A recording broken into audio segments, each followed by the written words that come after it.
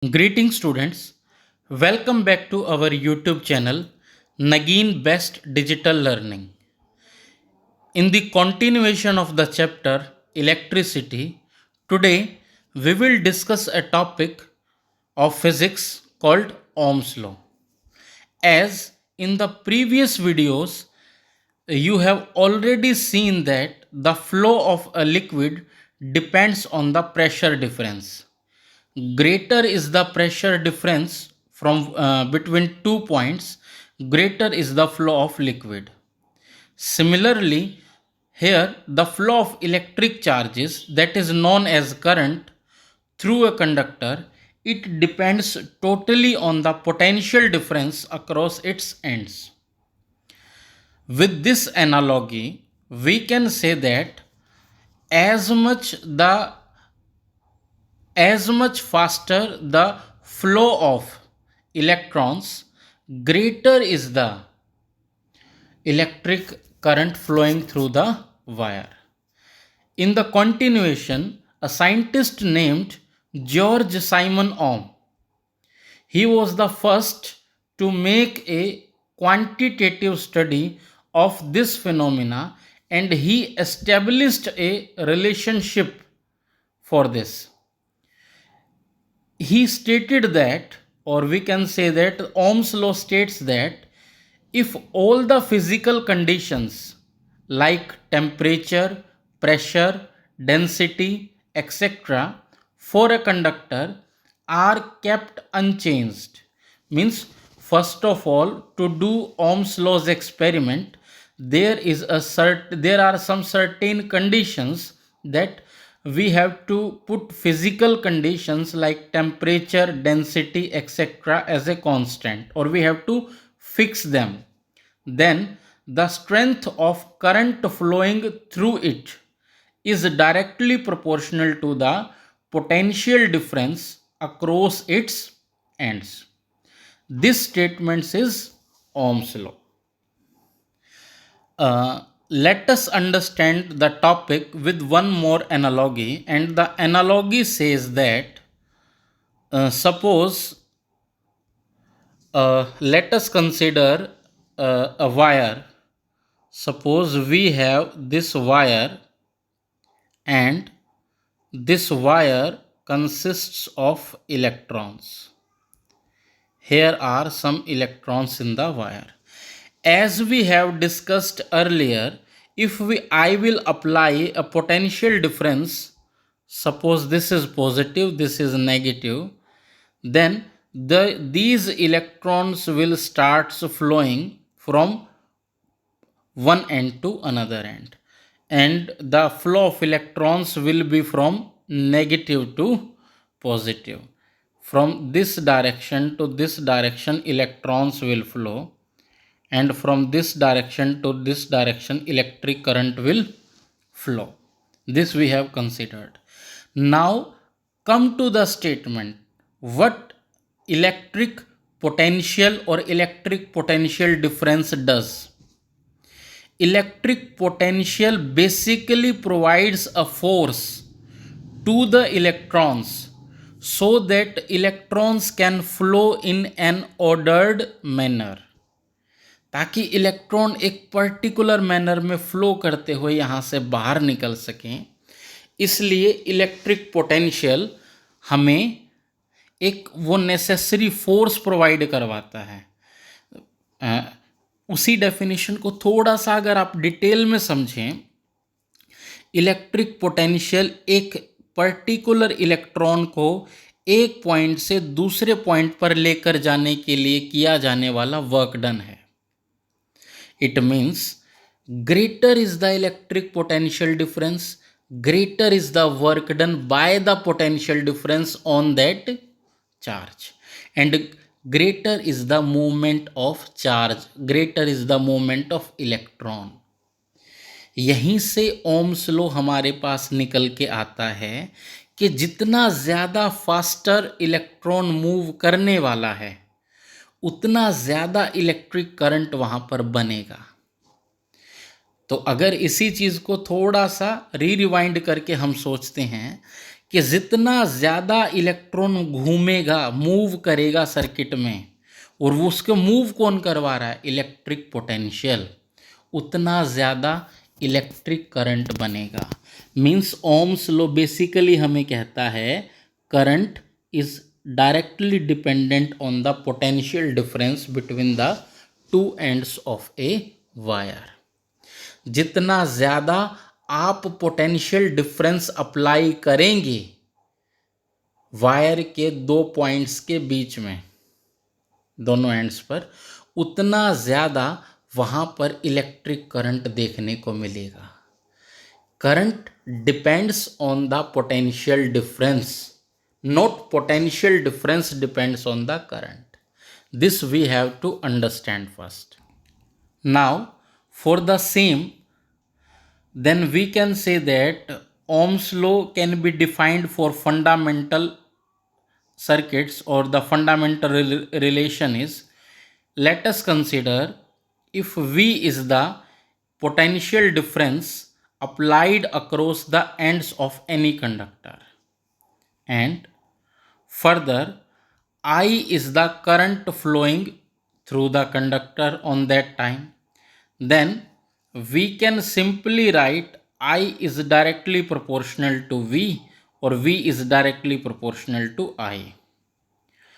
Basically, further, whenever we will equate the sign of proportionality to equality sign, there must be a constant, and that constant is R here. What is R? R is the constant of proportionality, which is called resistance, and the value of resistance depends on the size, nature of material, and the temperature of the conductor. R is basically the resistance.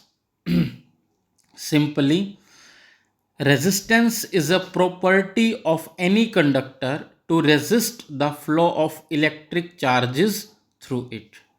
It means resistance is property of any conductor due to which it is going to offer any obstacle or hindrance in the path of electric current.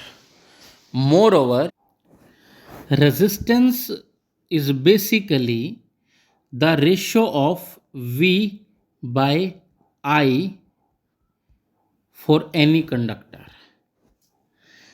It means, what does resistance means? Let us understand this first.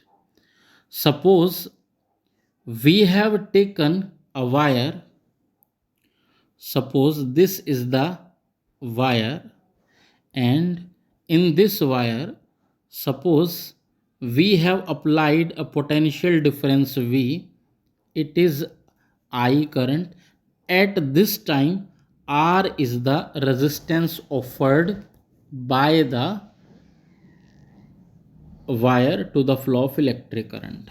For this particular value, R is equals to V by I. When potential difference is V, I is current. Now if I will kept the length, the size of the wire same, and all the physical conditions same, then if I will increase the potential difference to V, then the current must also be increased to 2I, such that the value of resistance 2V by 2I, it will cancels to I, it must be equal to V by I. The value of resistance in every case remains must be same. This is what Ohm's law states, that the for a given wire of given length of given cross section area, the ratio of V by I is always constant. It remains always constant. Further, we can say that whenever we will draw a graph for V and I, or for I versus V or V versus I, Let us understand what is going to happen in this particular case. This is the graph and one graph is this IV graph. The very first B graph is called IV graph and the second one is called VI graph. First of all, if a conductor obeys Ohm's law, means if for a given conductor the ratio of V by I is always constant, then the graph, whether you will draw in between I and V or V and I, it will always be a linear graph or a straight line inclined to x-axis. It means that particular conductor obeys Ohm's law. Further,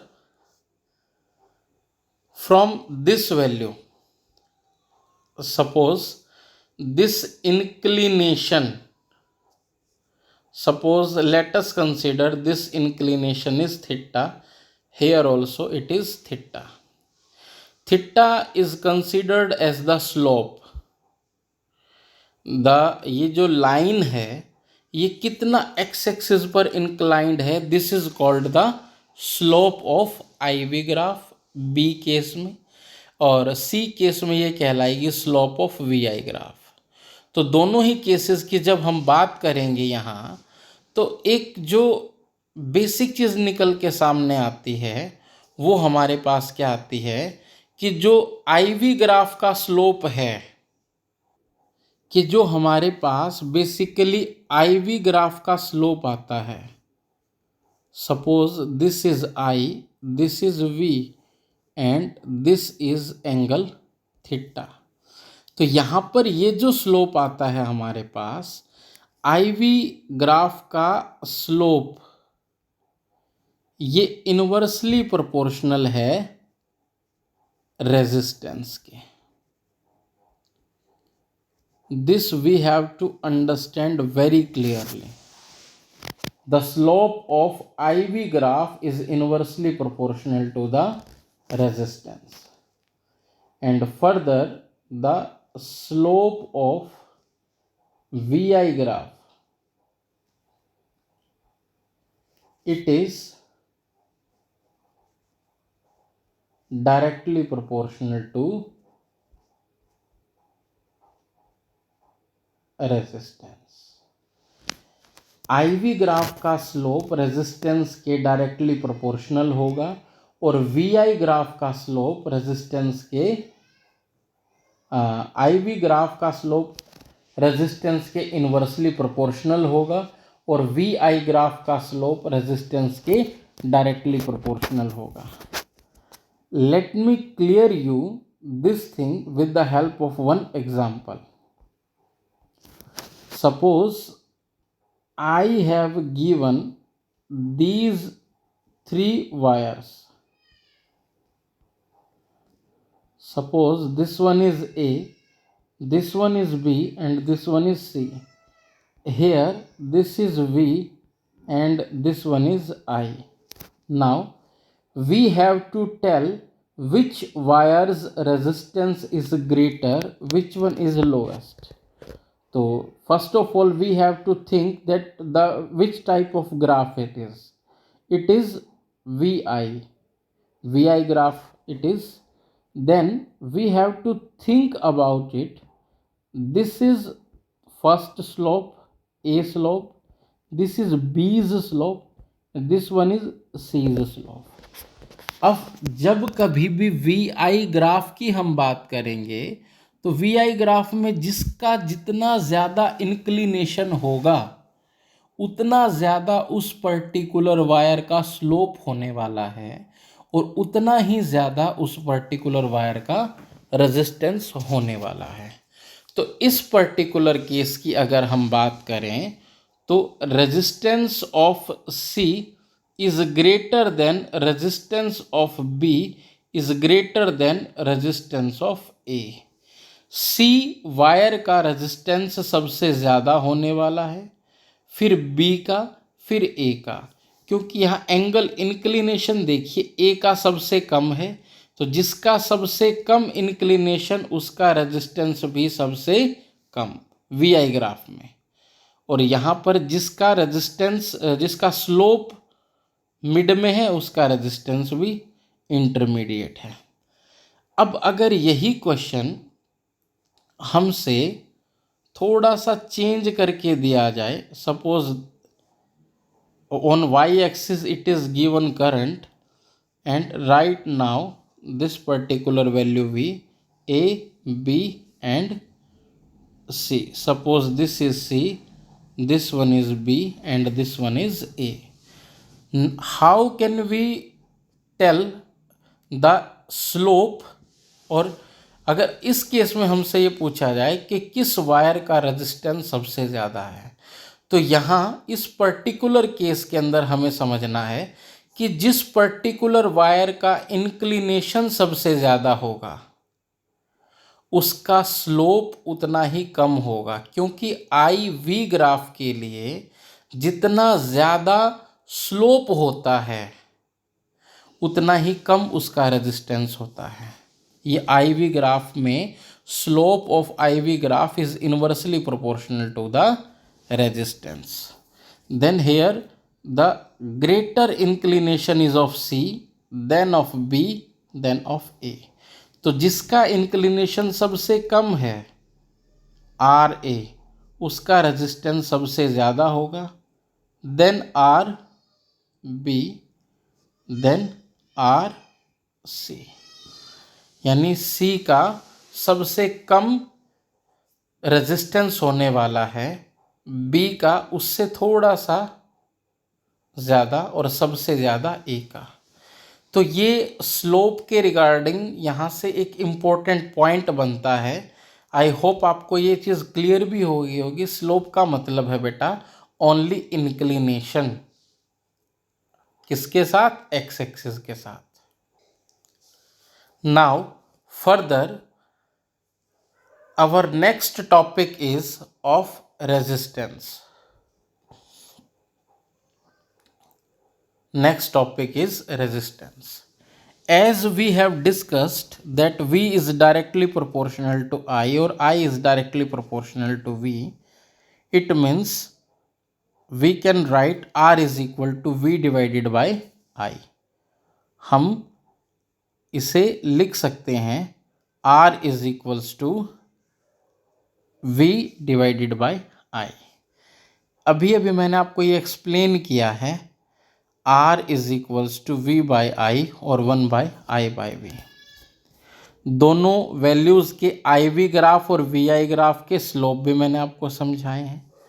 तो simply we can write resistance is equal to potential difference divided by current.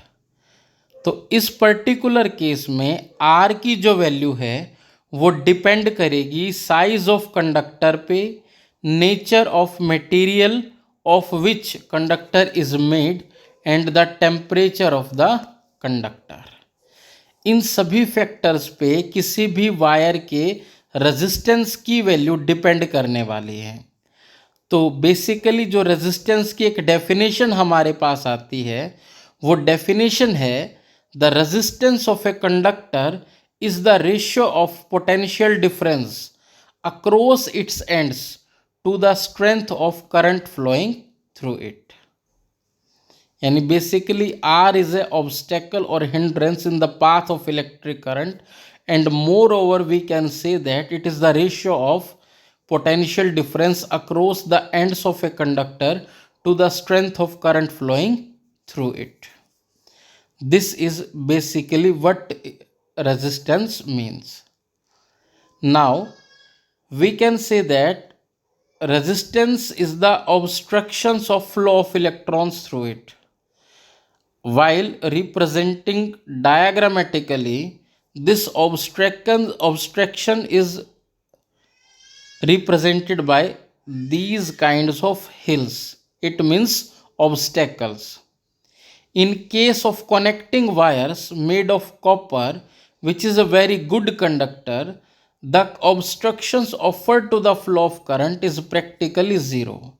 Means for good conductors like copper wire, such type of obstruction is negligibly small, or we can say that almost zero. The obstruction or such wire is represented by straight line. That's why in the symbols of connecting wire we use it straight, because it offers practically zero resistance to the copper flow of electric current. Now further, a material is a good conductor if it has a low resistance. Basically, as we have discussed that the current and resistance phenomena is, current is inversely proportional to the resistance. Greater is the resistance, as we increase the resistance, current will be decreased. If we increase the if we decrease the resistance, current will increase, and if we will increase the resistance, current will decrease. This is the basic phenomena of basic relation between resistance and electric current. On the other hand, a material which have very high resistance, it means for a good conductor the value of resistance must be very low, or it almost zero. But on the other hand, if we will discuss about a material having high resistance, that must be considered that that particular conductor will not allow the charges to pass through it, and in such a case the material is said to be a bad conductor or an insulator. It should be remembered that even a very good conductor has some resistance, though negligible. This is a very good point, that we should know that we can say that the resistance is negligibly small or almost zero, but for further case it may have some value of resistance. We can say that almost zero but not zero. It has some finite value of resistance, though it is negligible. Now for the same, we have to understand the unit of resistance. The practical unit of resistance is called ohm, and this is the symbol for ohm. The resistance of a conductor is said to be 1 ohm if a current of 1 ampere flows through it. We have taken this definition from the formula 1 R is equals to V divided by I. Suppose the value of resistance is 1 ohm and value of potential difference is 1 volt, and further the value of current is 1 ampere. On that particular time, 1 ohm is equal to 1 volt per 1 ampere.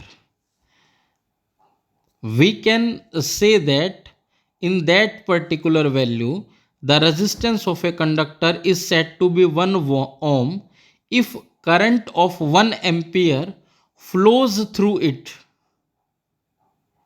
when a potential difference of 1 volt is applied across the ends of a conductor. Now this is the definition of 1 ohm. Further, there are two terms. One is resistor and one is resistance.